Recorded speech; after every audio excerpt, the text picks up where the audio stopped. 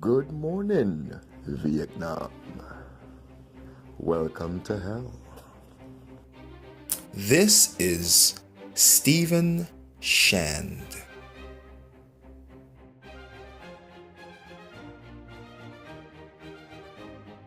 He was, and I will say factually, falsely charged with the rape and murder of this young lady.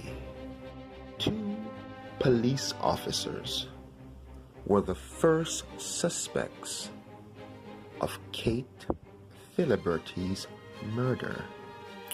And now I have to ask, why is that exactly? I said, you know what? I'm gonna wait. I'm gonna wait and see how this shit gonna play out. Cause this shit don't sound right at all. And I did. Then I started to hear the different type of things they were saying that made me know it was all a lie. After the officers were investigated, the Poughkeepsie Police Department decided, well, we can't put our own people in jail. Oops. They decided the officers weren't suspects. Oops, lie. So they went and picked a random citizen.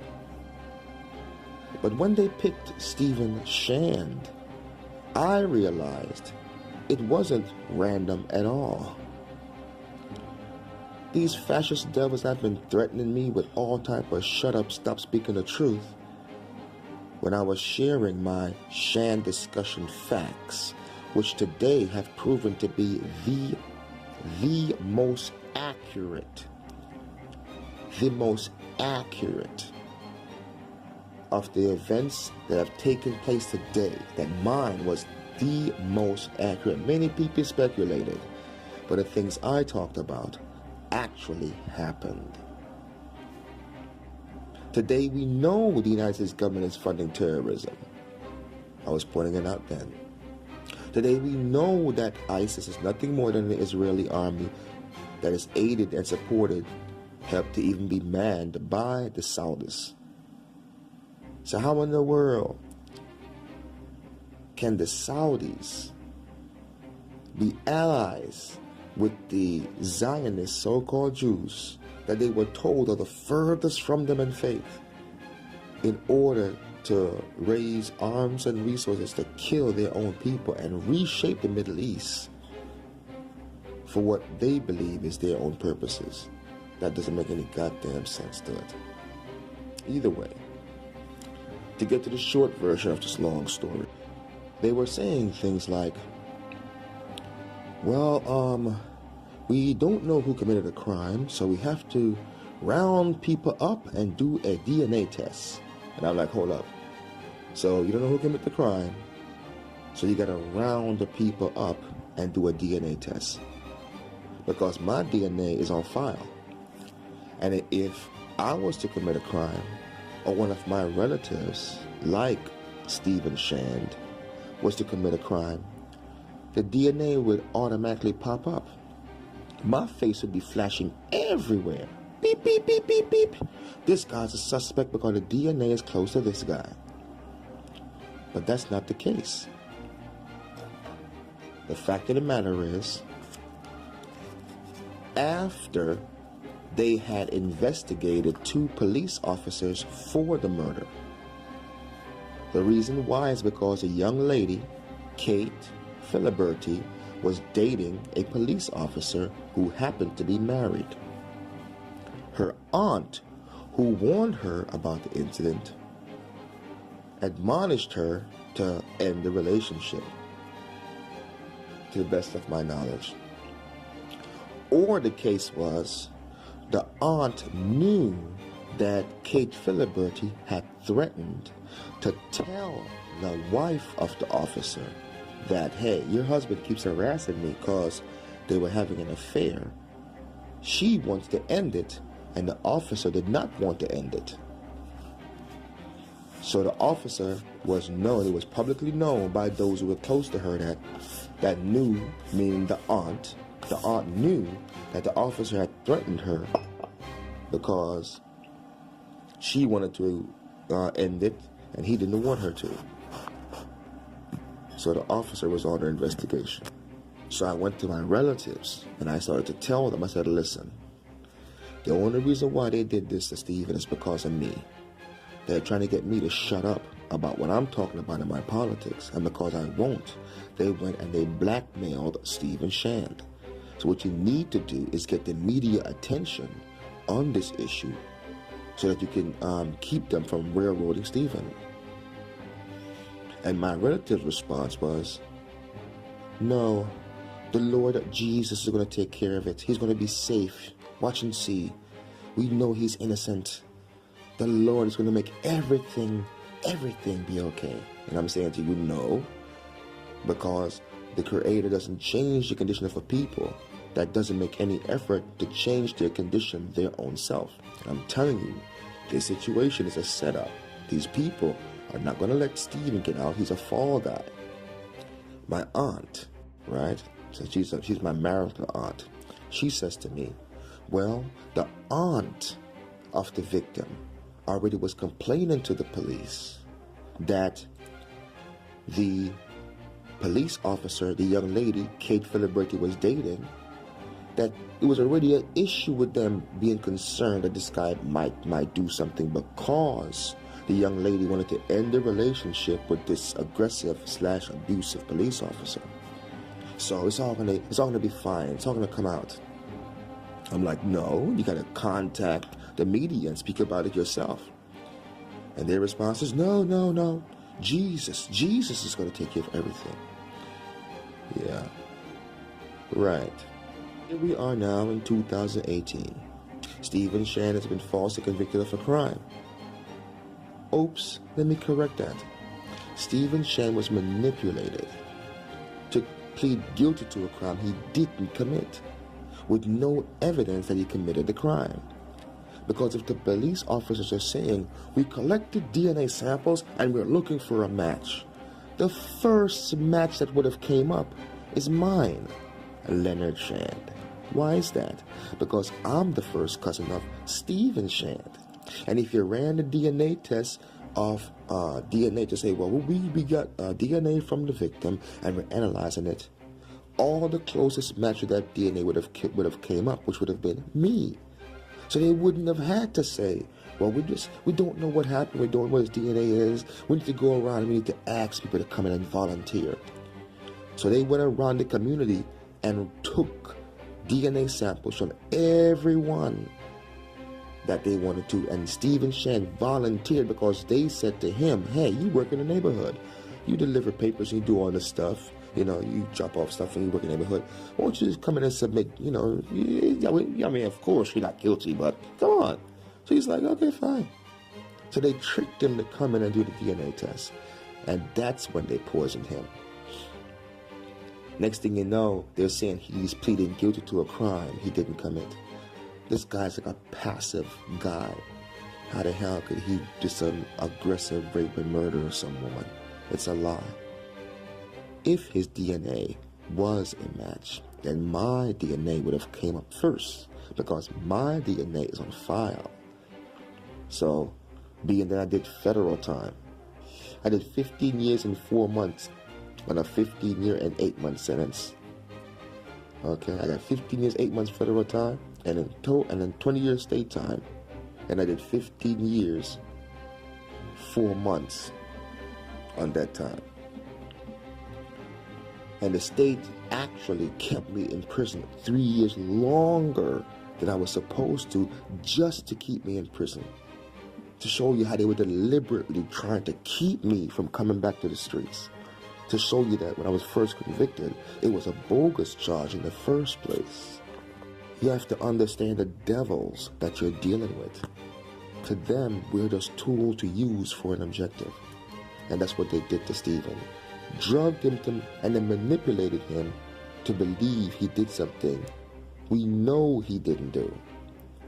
If his DNA was the evidence that says, yes, his DNA is proof, and now he's going to admit it, then my DNA would have came up, because my DNA is on file. And I'm his closest relative, his first cousin, the son of his father's brother. So you didn't need for him to come in to do a DNA analysis. You would have called me up and said, Mr. Shan, we got a DNA test here that says it's similar to your own. Were you in the area at so-and-so time? You know? Because after all, it's my first cousin. Okay? So the reality that they didn't even know who it was, they had to ask for volunteer and then pick him because his name is Shand, and it was convenient to say, oh, we want to fuck over Leonard Shand anyway. This is his cousin. Let's just choose this motherfucker. And when I went to my relatives and say, hey, this is a setup, I'm telling you, it's because the Central Intelligence Agency and the National Security Agency, before Edward Snowden left, was already disseminating information, meaning passing out information to anyone in the public who would hear and understand that this republic is no longer a republic. It's now a fascist dictatorship, controlled primarily by the Zionists, but also others, which we know today, like the Saudis. So I'm saying to you, when you know your president, Donald Trump, was not elected by any vote, but was picked by a group of people that's labeled electoral college without any concern for the people's vote, which they call the popular vote, which is how a republic is supposed to work. When they blatantly pick Trump, when people say, no, he did the process wrong, it's not my president, they said, don't worry, we'll do it again. Then they did it again in larger number, solidified Trump and said, fuck you, peasants. And the people do nothing but say, okay, we'll wait till 2020. If the election was rigged in 2016, it was rigged in 2012, it was rigged in 2008, okay? It was rigged in 2004, it was rigged in 2000. If you're going through a succession of rigged election, what the fuck make you think all of it isn't rigged? When I'm speaking to my relatives and I'm saying to them, because of my political activation, right? I'm a political activist, right? So I'm activated to talk about politics and about bringing facts to the people. Because I'm a political activist, these people have been trying to murder me. They've tried to murder me 4 times. 4 times. More than that, of course, but 4 times, like blatantly, in the last 9, now 10 years. The last few times the criminals in government have tried to murder me was September of 2017 and then May of 2018. 2017, they tried to shoot me on a bus in Anacostia Station.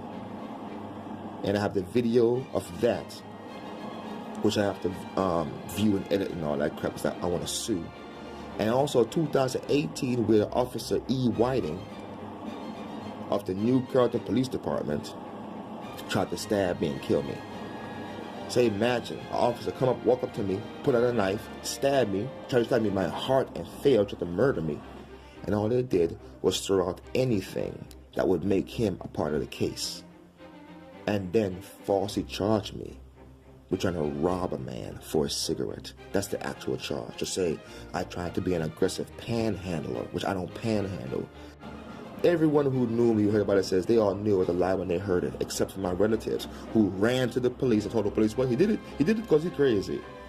You don't even live here, bitch. How the fuck you showing up at the police station and you my relative and tell the fucking police that I'm crazy? Where the fuck you get that shit from?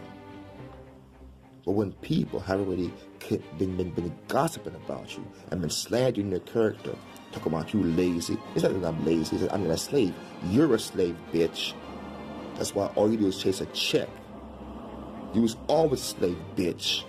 That's why you threw your pussy up to chase that motherfucking check, that motherfucking dollar, bitch.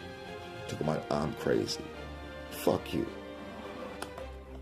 Another motherfucker. How the fuck you my relative, bitch, and you betraying me? How the fuck you my relative and I'm calling you, telling you, yo, the police just tried to kill me and they're trying to cover it up. I need to contact the media and tell the media what's going on and bring as much attention to this as possible.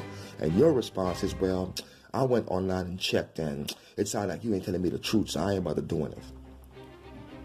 So when I call you, I say, yo, how you mean? You ain't do that stuff yet? Which I knew he didn't. Because I was laying in a fucking jail cell when the living creator said to me again, I want to prove to you so you can understand once and for all why this person is your enemy. And you need to stop fucking with this motherfucker. I know you have love. I know that this is the person that your whole life, this was the most important person in your whole life. But this person is your enemy. Fuck this motherfucker. They have sold their souls for the perishable goods of this world. They don't think about the immortality. They don't think about eternity. That's why when you call them and told them, yo, this is what's happening, you need to contact the media and bring attention to the fact that these folks are my enemies and are trying to kill me. And what they did was try to help the enemy to cover it up by not saying nothing at all, because as far as they're concerned, it's easier to call me a liar for the things they know happening to me than it is to challenge the status quo of the corrupt fucks in government killing us all for pension. So the living creator said to me, that's why I said we the believers, the mu'mineen, we hear the life, we hear Allah. It's the Muslims that don't hear shit. They the fakers.